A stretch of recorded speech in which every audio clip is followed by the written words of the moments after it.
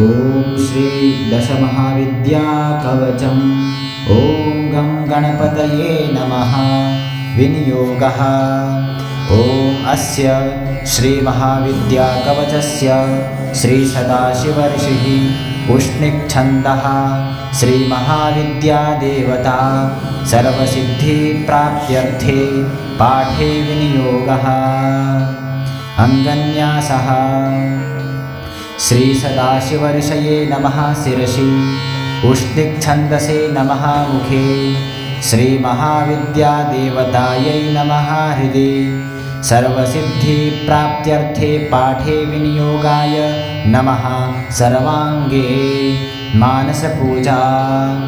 ॐ पृथिवीतत्त्वात्मकं गन्धं श्रीमहाविद्याप्रीत्यर्थे समर्पयामि नमः। ॐ हं आकाशतत्त्वात्मकं पुष्पं श्रीमहाविद्याप्रीत्यर्थे समर्पयामि नमः। ॐ यं वायुतत्त्वात्मकं धूपं श्रीमहाविद्याप्रीत्यर्थे आघ्रापयामि नमः। ॐ रं अग्नितत्त्वात्मकं दीपं श्रीमहाविद्याप्रीत्यर्थे दर्शयामि नमः। ॐ वं जलतत्त्वात्मकं नैवेद्यं श्रीमहाविद्याप्रीत्यर्थे निवेदयामि नमः। ॐ सं सर्वतत्त्वात्मकं ताम्बूलं श्रीमहाविद्याप्रीत्यर्थे निवेदयामि नमः। अथ श्रीमहाविद्या कवचम्। ॐ प्राच्यां रक्षतु मे तारा कामरूपनिवासिनी आग्नेयां षोडशी पातु यां यां धूमावती स्वयं नैऋत्यां भैरवी पातु वारुण्यां भुवनेश्वरी वायव्यां सततं पातु छिन्नमस्ता महेश्वरी कौबेर्यां पातु मे देवी श्रीविद्या मङ्गलामुखी ईशान्यां पातु मे नित्यं महारात्रिपुरसुन्दरी ऊर्ध्वं रक्षतु मे विद्या मातङ्गी पीठवासिनी सर्वतः पातु मे नित्यं कामाख्या कालिका स्वयं ब्रह्मरूपा महाविद्या सर्वविद्यामयी स्वयं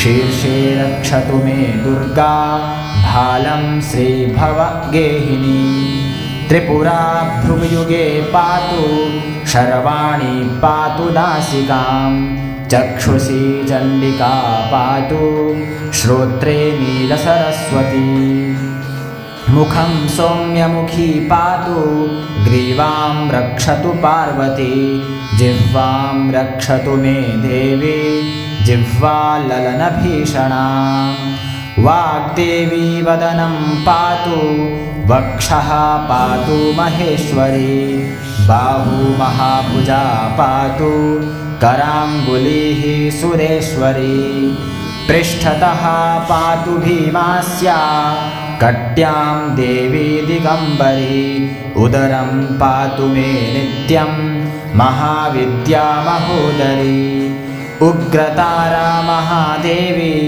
जङ्घूरूपरि रक्षतु उग्रातारा गुदं मुष्कं नेत्रं च नाभि च सुन्दरी पादाङ्गुलीः सदा पातु भवानी त्रिदशेश्वरी रक्तमांसां स्थिमज्जादिं पातु देवेशवासना महाभयेषु घोरेषु महाभयनिवारिणी पातु देवी महामाया कामाख्या पीठवासिनी भस्माचलगता दिव्य सिंहासनकृताश्रया पातु श्रीकालिका देवी सर्वोत्पातेषु सर्वदा रक्षाहीनं तु यत्सानं कवचेनापि वर्जितं तत्सर्वं सर्वदा पातु सर्वरक्षणकारिणी। इति श्रीदशमहाविद्या कवचं सम्पूर्णम्।